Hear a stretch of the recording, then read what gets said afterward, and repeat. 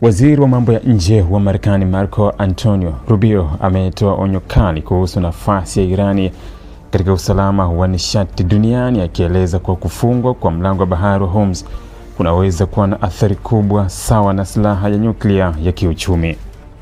Katika mahojiano na Fox News, Rubio alisema kwa Irani ina uwezo wa kuathiri sehemu kubwa ya usambazaji wa nishati duniani kupitia njia hiyo muhimu ya bahari. Alisisitiza kuwa takriban 20 hadi 25% ya mafuta yanayosafirishwa duniani hupitia katika mlango wa Hormuz, hali inayofanya eneo hilo kuwa na umuhimu mkubwa kimkakati.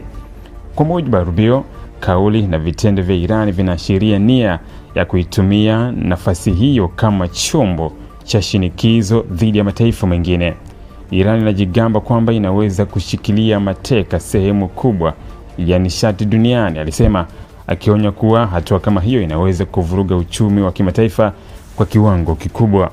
Aidha, Rubio alieleza wasiwasi wake kuhusu uwezekano wa Irani kumiliki silaha za nyuklia, akisema hatua hiyo ingeipa uwezo mkubwa zaidi wa kuathiri si tu Mashariki ya Kati bali pia usalama wa dunia kwa ujumla.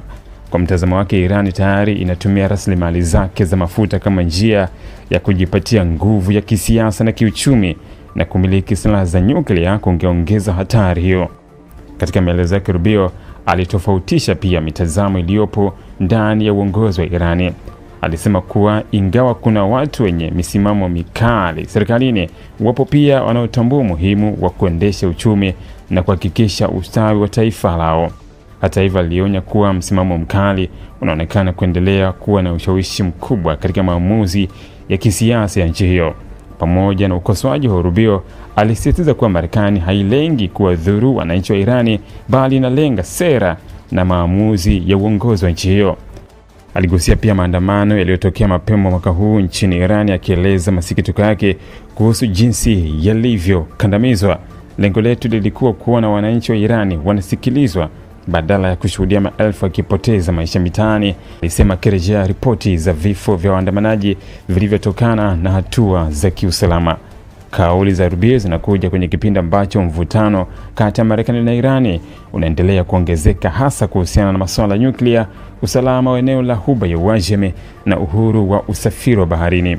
Wataalamu wa siasa za kimataifa wanaona kuwa hali hiyo inaweza kuathiri si tu nchi mbili bali pia uchumi na usalama wa dunia kwa ujumla.